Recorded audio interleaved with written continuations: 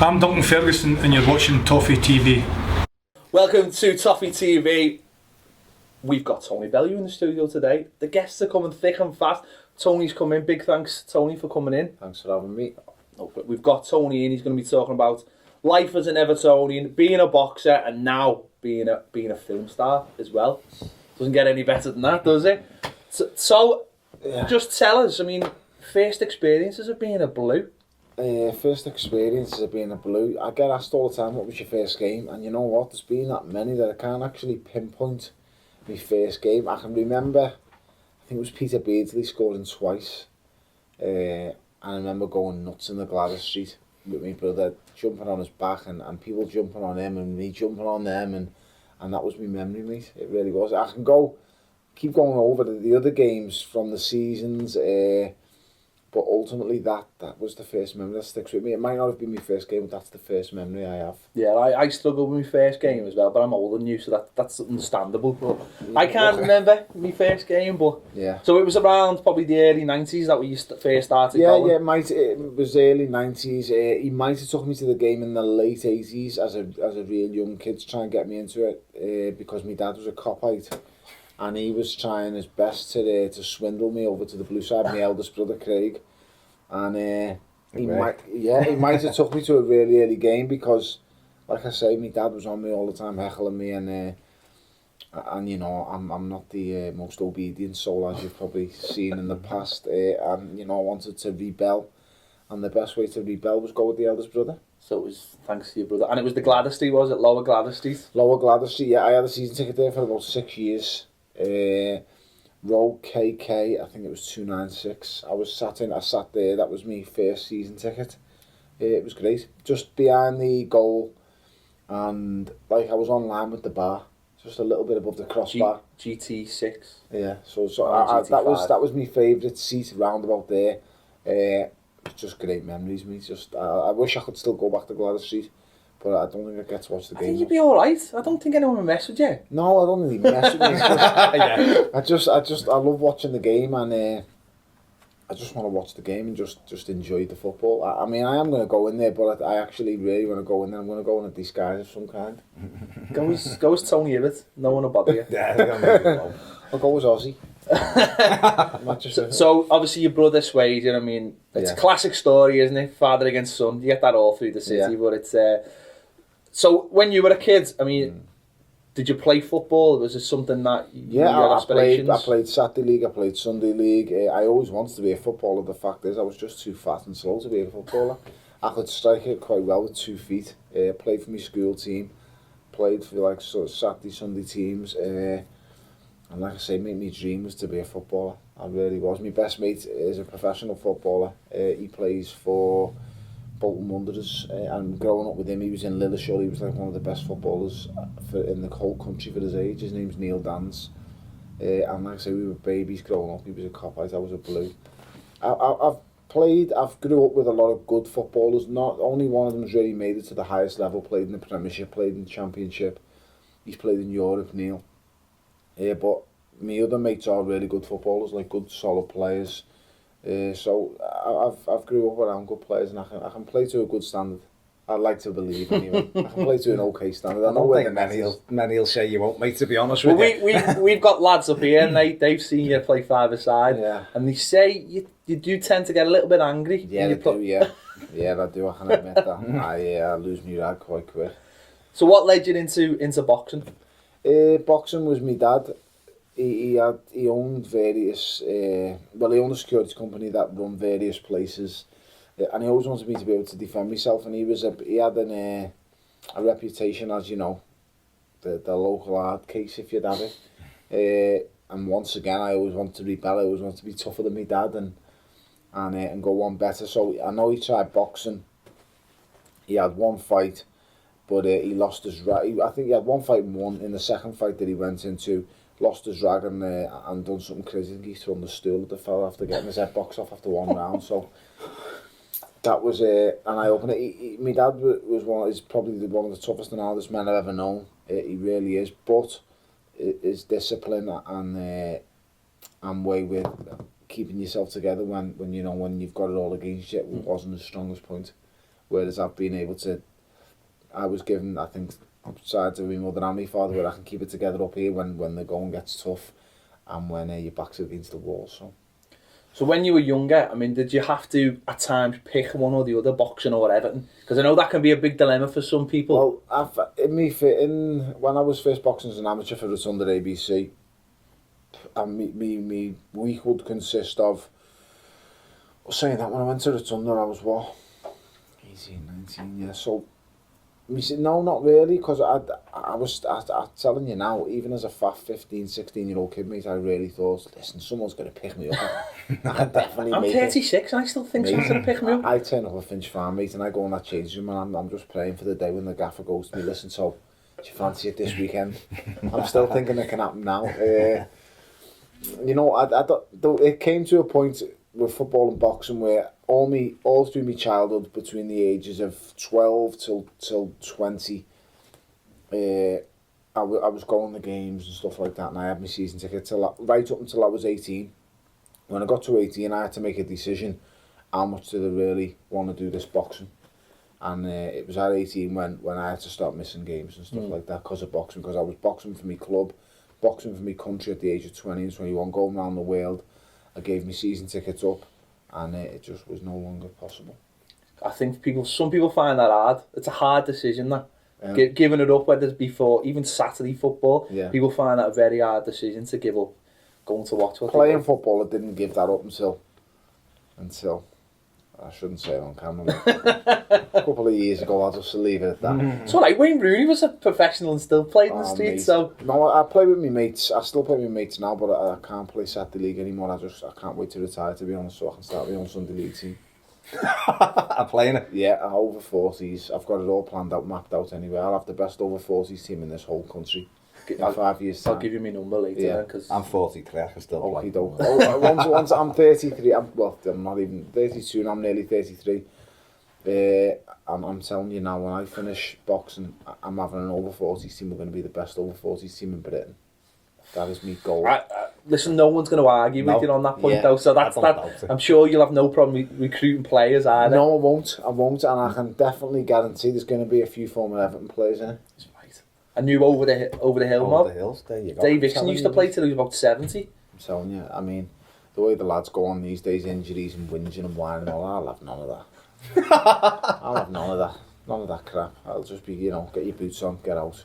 So, when did you seriously think that, your boxing career was going to be something that was really going to be take off and, look after you, I suppose?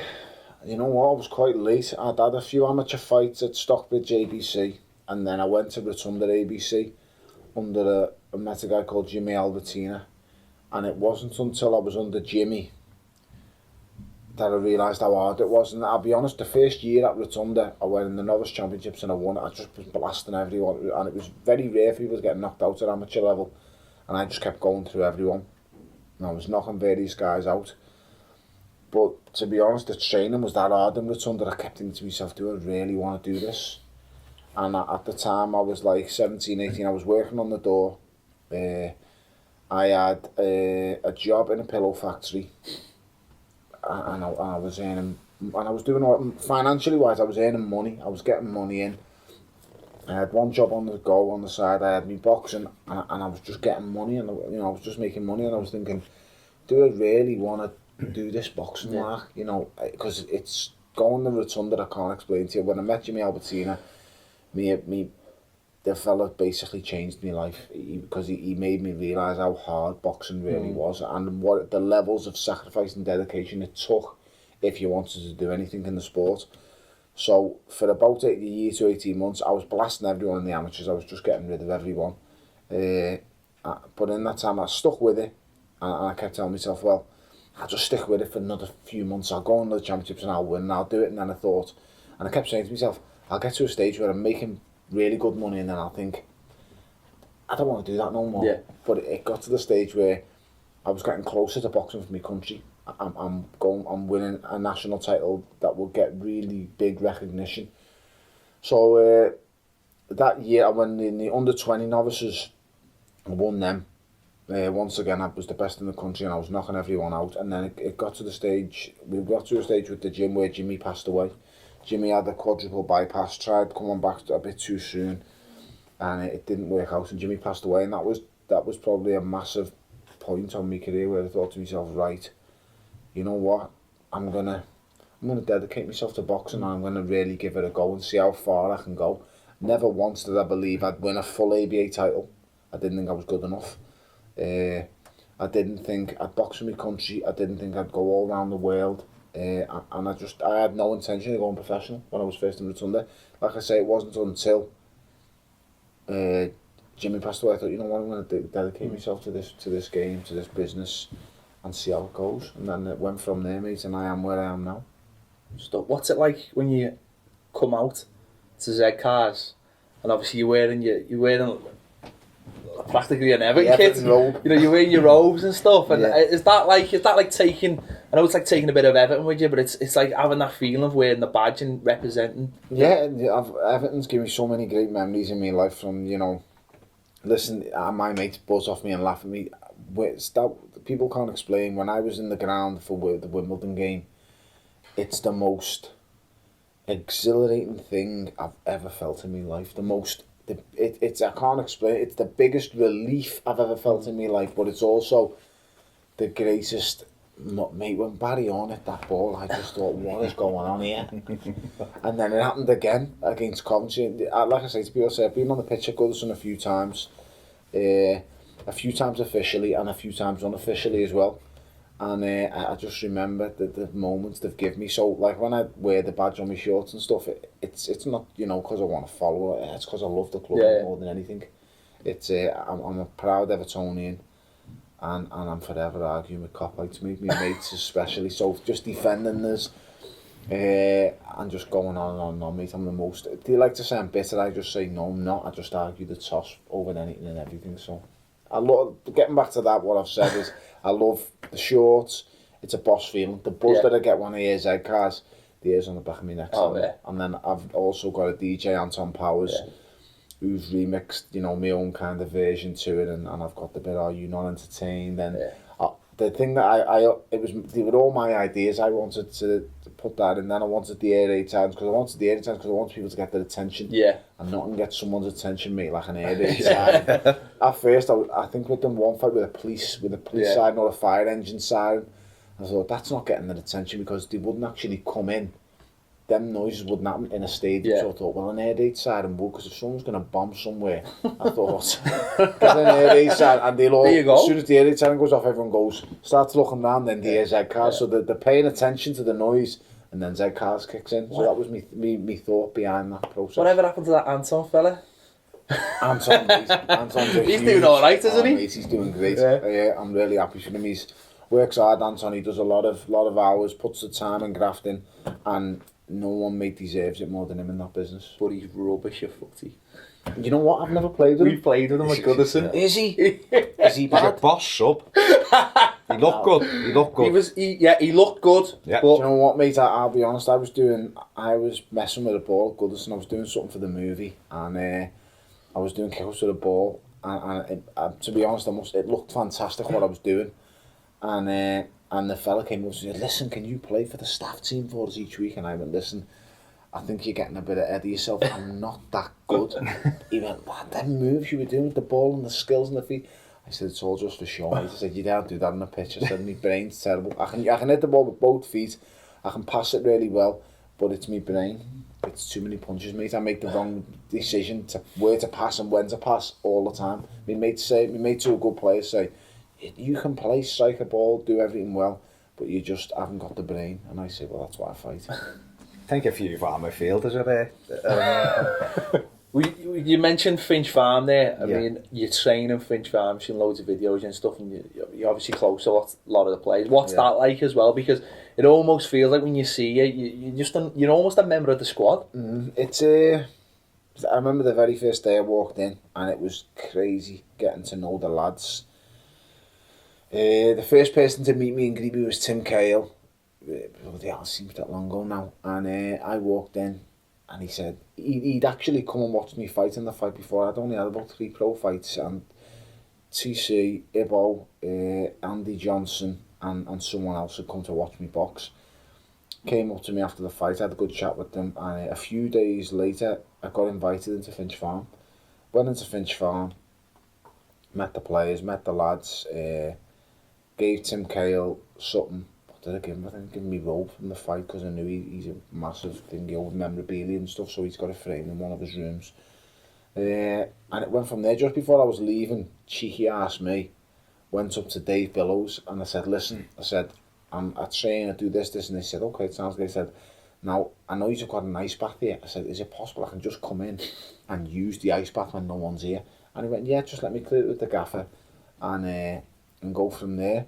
Now, I never heard back for a little bit, and I was at an awards do, and at the awards do, the gaffer was sitting down. There was, at the time, Rafa Benitez was the manager and Moyes was our manager, and a cop I got up and said something to the gaffer at the time. Can I have a picture with Rafa Benitez? There was never an Liverpool fan, so the two of them had a picture with Rafa Benitez, and then they come over and asked for pictures with the gaffer with Moyes. And as the Blue asked for the picture with Moyes, the cop I went to, what do you want a picture with? Beep beep. That fella for, and I went to, you. So who do you think you're talking to? And I didn't know the gaffer at the time. I said, who do you think you're talking to, you stupid idiot? And when you grow up, yeah, you bleep bleep. And he kind of seen his end a little bit, and he just got off. He just swerved away, and the gaffer said to me, "Oh, listen, don't worry about it. Forget about that. I get that all the time." I said, "Well, you shouldn't. It's disrespectful. Our lad wasn't disrespectful towards Rafa Benitez, and he shouldn't have been disrespectful to you. It's wrong." Shook hands, went our ways. A couple of days later, I'd been given accreditation to go into to Finch Farm. I went to Finch Farm, used the facilities, and I was using them bit by bit. And then it wasn't until 12 months later, when I'd finished up with my strength and conditioning coach at the time, that I started using Dave Billows, and then my association with the players went from there, mate, and it's been 4 or 5 years now. So, and I've seen you in the gym with Ferguson, Big Dunk. Mm-hmm. What's he? Because you must have seen those videos when you were younger of him doing the boxing training. Yeah, doing it in the bag. You know what? He's very misunderstood. I know he's the big hard guy, tough guy image, but Duncan's not like that at all. He's just a good guy, not to be crossed, but he's the way people perceive him and the way they think that he is. You'd have him as some kind of big bully, but he's not like that. He's the first person to come up with the arm around the lads and speaks to them, and he's a great person, mate. He always looked after me. Always, had a word for me. It's always text before the fight and things like that. So it's surreal thinking I speak to these people, but you know what? I don't know where I got caught up in it all, but it's mad now that they're my friends and I support them and they support me, mate. So it's nuts. Is it weird when you're in the stand? Obviously you're a big Blue, but yeah, it's weird. It is sometimes. Sometimes it is, and sometimes I just want to lose me rag. You know what I mean? Like I've got to be sat in certain places, and I'm pretty sure I'm sat in places where I can least be heard, because there's many a time when I've got up and held. My favourites is just I hate referees. Yeah. And they just send me nuts, and we never get a good one at Goodison Park. And people will think I'm being biased, but I'm not. I'm being totally honest. Every time they come to Goodison, I'm pretty sure they just get a fella who hates Scousers. Either hates Scousers or loves Liverpool. It's one or the other, mate. It's just, I know that might not make sense, but come to an Everton match and you'll soon find out. He either hates Scousers or loves Liverpool Football Club. It's as simple as that, mate. So obviously, the Everton connection, the boxing, and the next thing is the film, Creed. Yeah. We wanted to make sure we got you on before it all blows up, because God knows, we're not going to have your number once this film comes out. How did this all happen? It was crazy. I got a phone call on my way home last season from the Chelsea and Everton game. We'd just been tanked 6-3. I wasn't in the best of moods. I'd just agreed to fight Nathan Cleverley for the second time, and I think it was 10 weeks before it was. And I was actually going to an Indian for my last takeaway before I went into camp. And as I was on the way to the Indian takeaway, my phone went. And as you can imagine, I wasn't in the best mood. Everton had just been beat 6-3. and I just witnessed this Diego Costa, and I just thought he's unbelievable. I just thought this fella is the full package, and I've just watched him tear us apart. So as I get outside to take away, phone goes, a fella calls me and goes, "Hello Tony, my name's and I went, "All right mate, sound." I said, he says, "I'm calling regarding a movie with Sylvester Stallone." And now you can imagine at this point I'm just thinking, okay, carry on mate. I thought, just carry on. I thought, you'll give it away sooner you are. I thought, the voice or something. Yeah. I'm just letting him talk. And he said, "You don't sound very interested." And I said, "Mate, I'll be honest, I don't believe a word you're saying." Anyway, so the phone's down at that stage. I've stopped speaking to him. Got to take away. I'm on my way home now. He phones back again. Tony, honest to God, mate, this isn't a prank. You know, Sylvester Stallone, calling on behalf of Sylvester Stallone, MGM, Ryan Coogler. He said, "Look these people up on YouTube," he said, "and then come back to me." So I got home. My missus said to me, I phoned me one of the closest people I've got to me first. He looks after everything for me, from business-wise to someone I'd call for advice, anything. I phoned this person, I says to him, "Guys," I said, "listen, this fella's just phoned me, and he's talking about a movie," and he just went, "Bleep, bleep, bleep, bleep, bleep, bleep, bleep, bleep, bleep, don't even think about it." So that was the end of it. I never phoned the fella back. I get home now, I've told my missus when I get home, she just went, "Someone's had a wind-up." She said, and fair play to them. So I get home, he phones me back. It's been an hour since I first spoke to this fella. Now I'm actually enjoying the takeaway now. You know, the samosas are flying in. And he goes to me, I says, "Listen mate," I said, "okay, you've told me all these things that this one's into." I said, "Where did you get my number from?" And he went, "I got it off Ross Barkley." And I went, "I'll phone you back." Put the phone down straight away. And I phoned Ross. And obviously, you know, we'd been playing. I'm not sure if he was injured that game or if he played. I can't think back. But I phoned him and I said, "Hello lad, what's happening?" He went, "Nothing." I said, "Listen, if you and the lads are winding me up, I swear to God, it's not funny, lad, all right?" I said, "So just," he said, "No, honest." So he said, "I wouldn't do that to you." And he wouldn't, Ross, to be fair. He's not the prankster kind of thing, you know. This was Osman. I'd say, "Listen, okie doke." I'd play along with it and I'd burst his tyres on his car before he left, saying if it was him. But it was Ross and it wouldn't have been a wind-up. So I said, "Okay, how do you know him?" We went through all the details. Anyway, this fella phones me. It went on from there. Before I knew it, executives were flying out from the MGM. Executive producers, the director came out. And it just went on from there. It was just nuts. Before I knew it, I wouldn't actually sign the contract to do the movie until after the Cleverly fight, which they weren't happy about.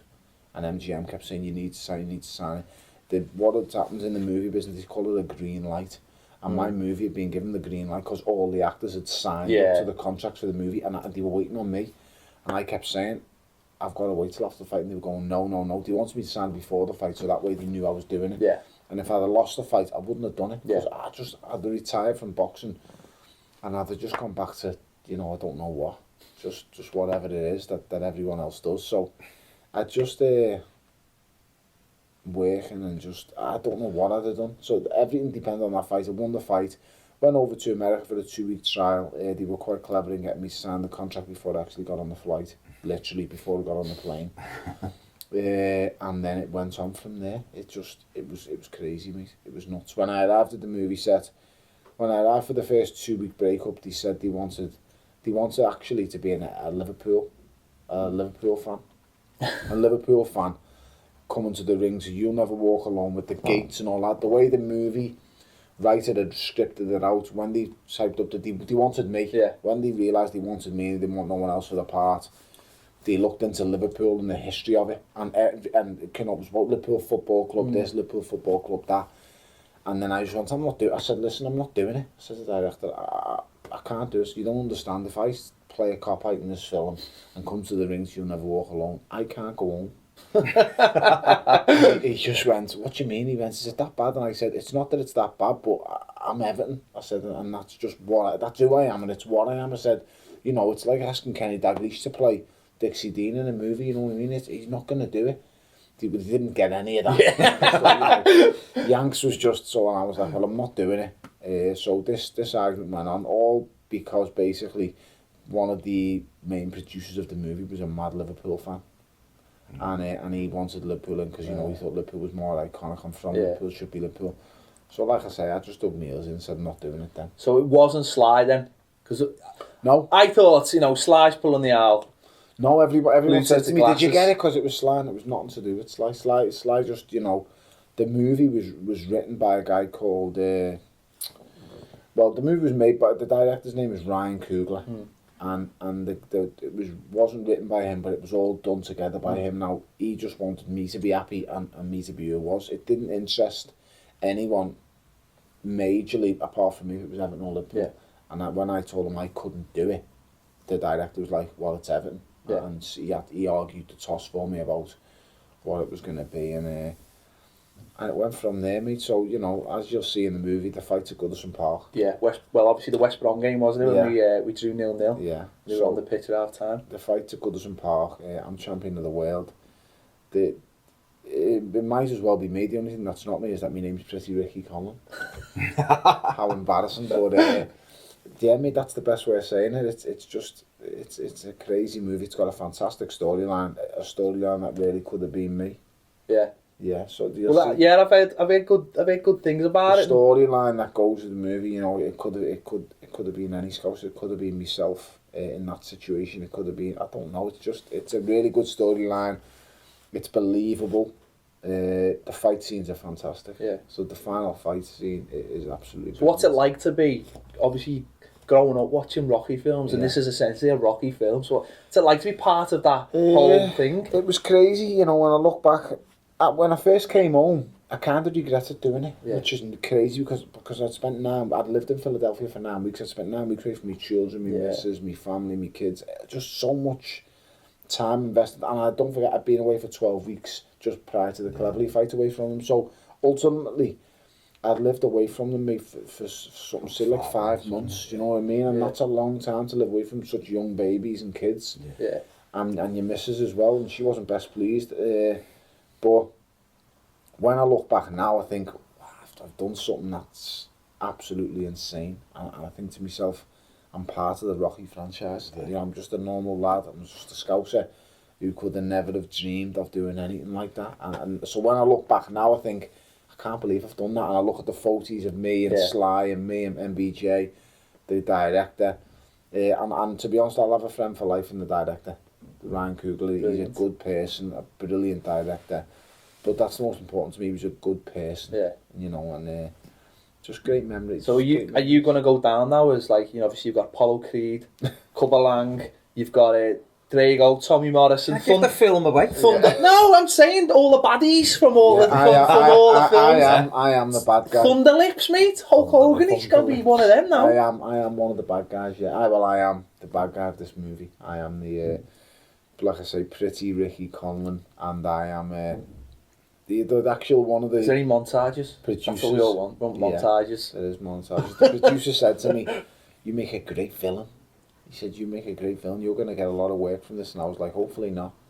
But hey, I tell you what, it's better than getting it. Well, I'll be honest. The best part about the whole thing is it's a lot easier taking pretend punches than real ones. What were the fight scenes like? Because obviously fight scenes are very real. Yeah, the fight scenes were very real. It took a few punches in there as well. Yeah, you know, some of them do stray. Basically, the way we worked the movie was, you know, the punches are grazing faces by this much, an inch away from your face. And as you can imagine, you know, when you're in the heat of the moment and your punches are swinging fast, it just takes a couple of clips. But there was no meat behind the punches. There was no...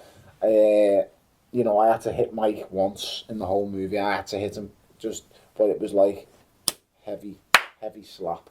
So that was about it. So that was probably our hardest thing, by the way. Yeah.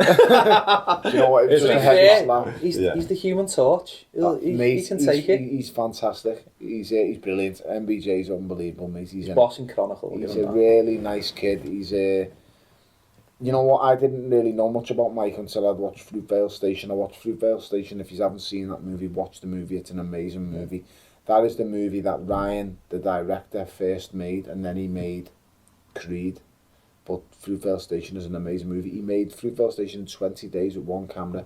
Now that might sound like a lot. To put it into perspective, Creed he made 20 Days, One Camera with $1 million budget movie.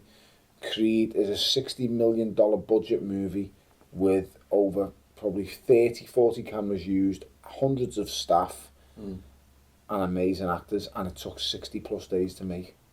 He made through Fail Station what he made, so it's no wonder why he's shot to fame like he has done. This kid, I believe he is the new Spike Lee.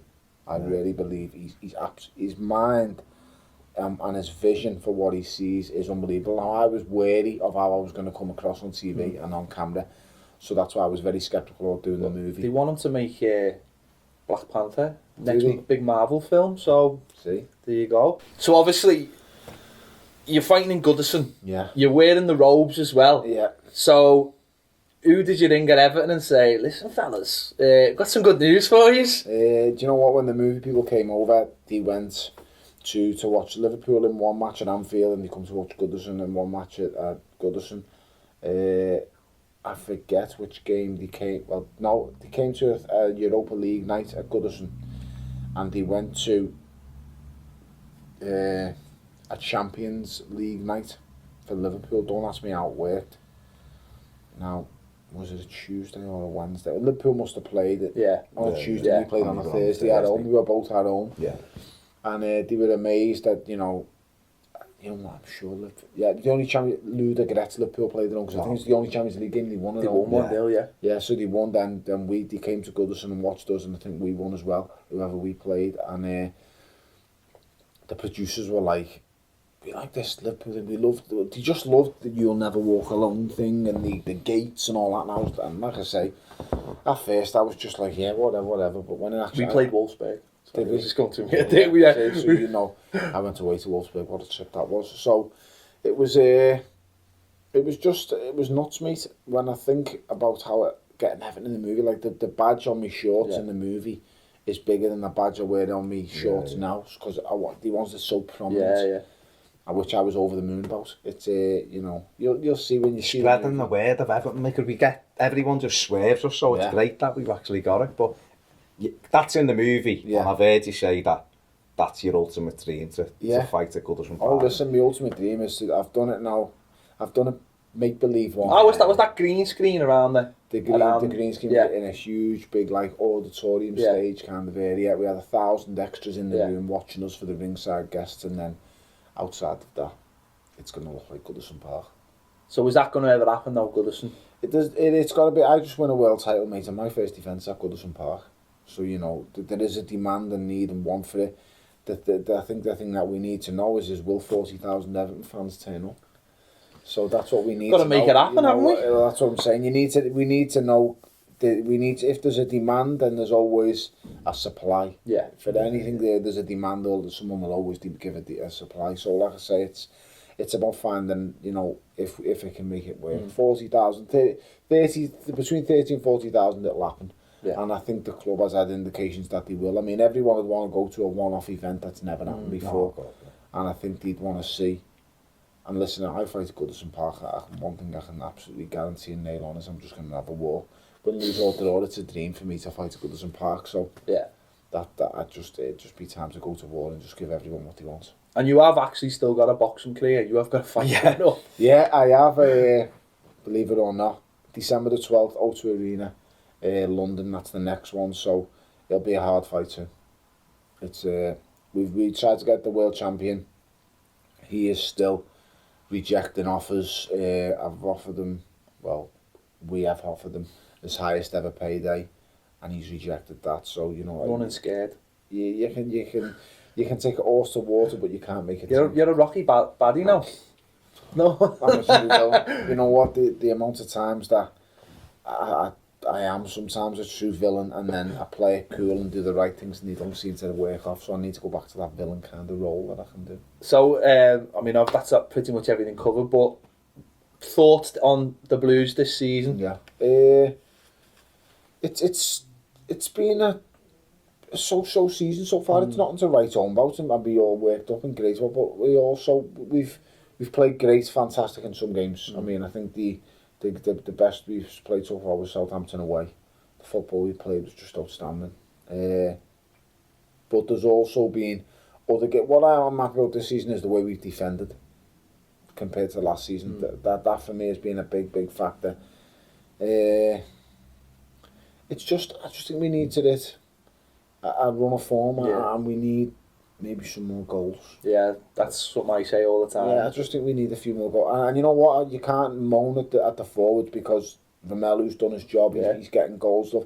I just think the midfield lads need to chip in a little bit more. Yeah. We don't seem to be getting enough goals from other places on the pitch. Other places, but don't forget we're missing big players in Bazza and Bainesy. Brendan Galloway's done a fantastic job since he's come in. It's just been hard. When we get injuries, we're such a... Our first team on paper is fantastic. Yeah. You put our 11 up and they're all in form. We're beating most teams in the league, mate, and we're giving some of them good hidings as well. But what happens to teams like us is we haven't got great strength and depth. So when you get big players and you like your Seamuses, like your Bazes, Jesus Christ, I shouldn't say Jamie McCarthy if he did, but if we get players like that injured Romelu, it's not like a team like Tottenham where they can just bring in, okay, well, one forward gets injured, they bring in another forward in who's not far off that level. We've got Romelu and he's stand out above anything we've got. It's slightly below. There's nothing underneath that he's even close to him that can match him. So it's really hard for us when we get injuries. We've done great with the injuries this year. There hasn't been as many as last year, but still we're missing big players, mate. Like I say, Bainesy.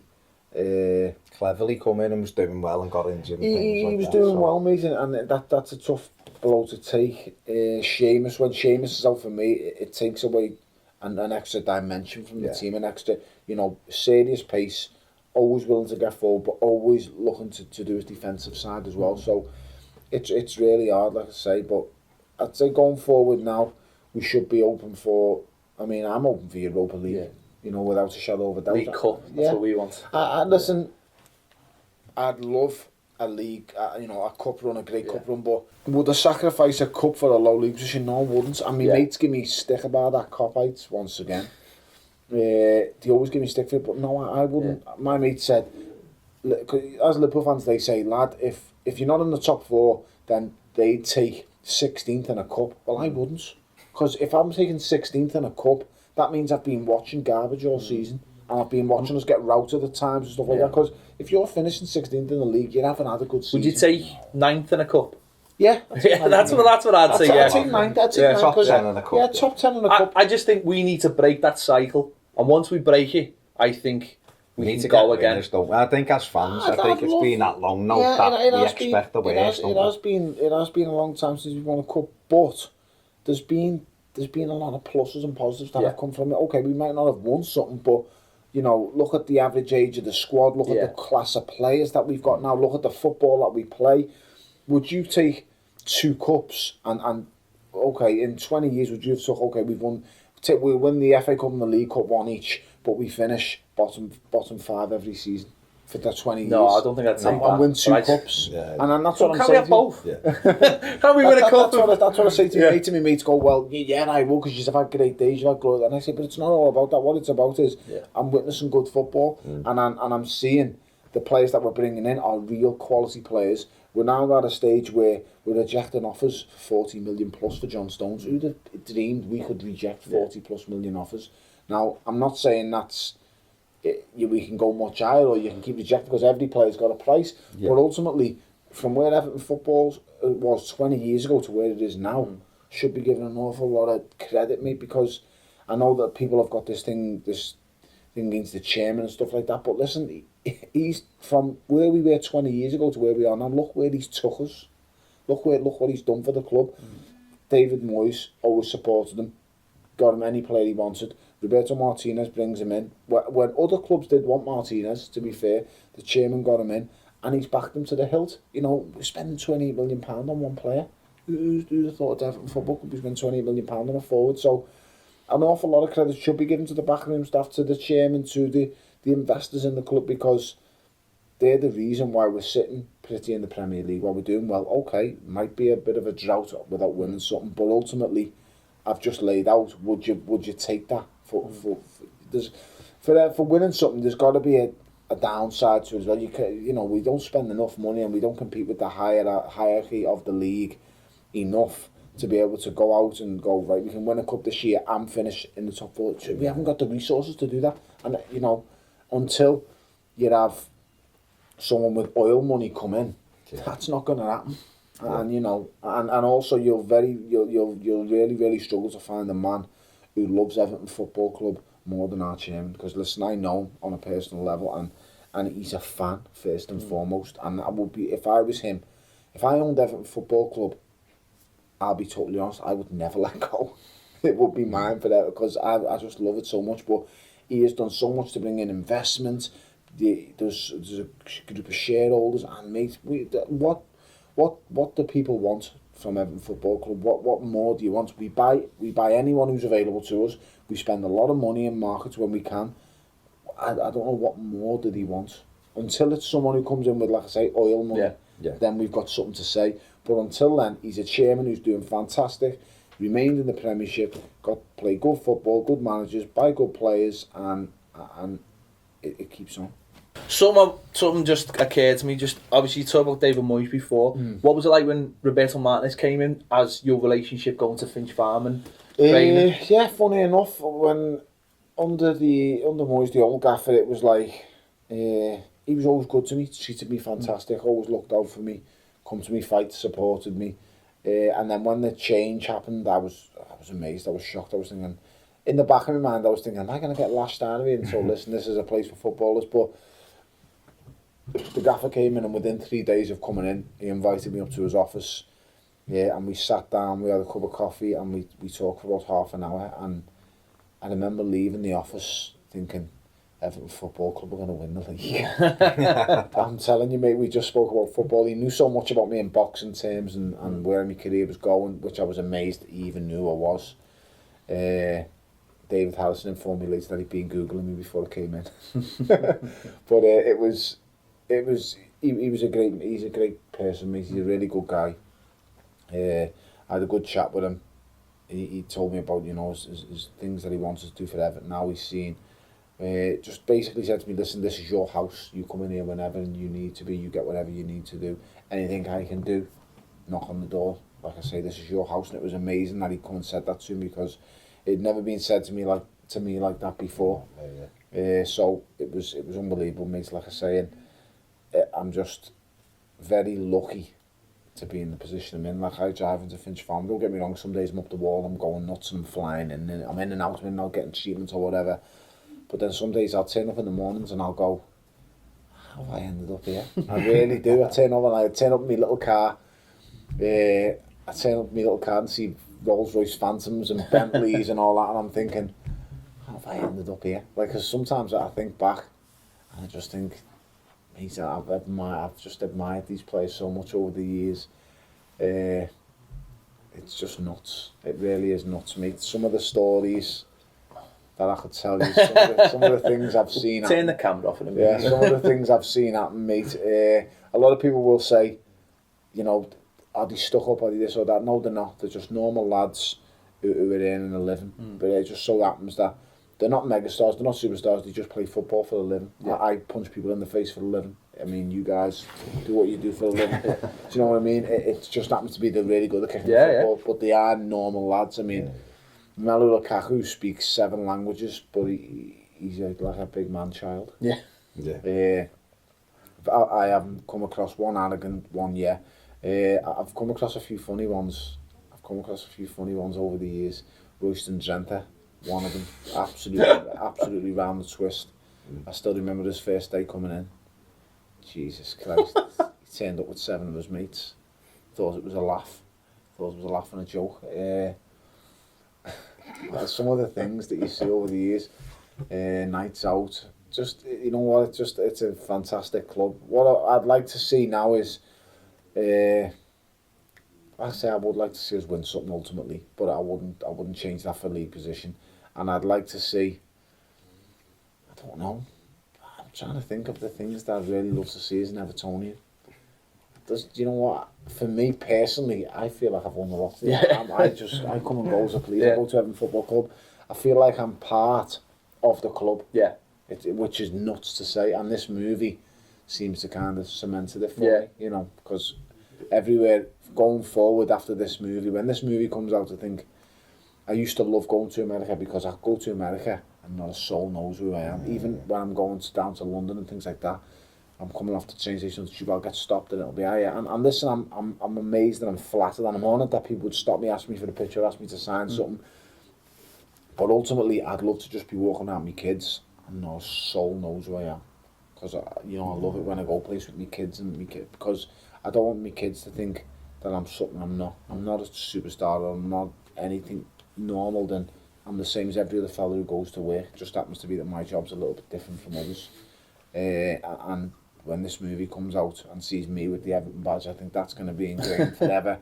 And then also I'm not going to be able to go to America no more than enjoy quiet and downtime. It's a big place. Mate, it is, but... Find a quiet corner. Yeah, it's Sylvester Stallone, mate, and wherever he pops up on a billboard, it's absolutely huge in the States, so it's a great thing. It's got its pluses, but it's also got its negatives as well. But, you know, I'll make it work. Yeah, before you go, just trash talking. How hard is it to do? I don't plan it. It's just natural. Honest to God, I've never... You know, people ask me, the amount of times people ask me is, did you write that down, what you was going to say? I've never wrote nothing down. It just comes out. It just comes out. What did you make it Tyson Fury turning up with his super outfit? Absolutely fantastic. You know what I mean? I would just wish I'd have had the balls to do something like that myself. Because, but no, my luck, I'd just turn up as something like Robin, the sidekick, something like that. You know? It's brilliant. Me with trash talking, I've never... Well, you know what? Where people got to know me was... They should have got to know me if they didn't know me. Was the second Cleverly fight. It got a lot of media attention. And they'll just see the reason why I do what I do.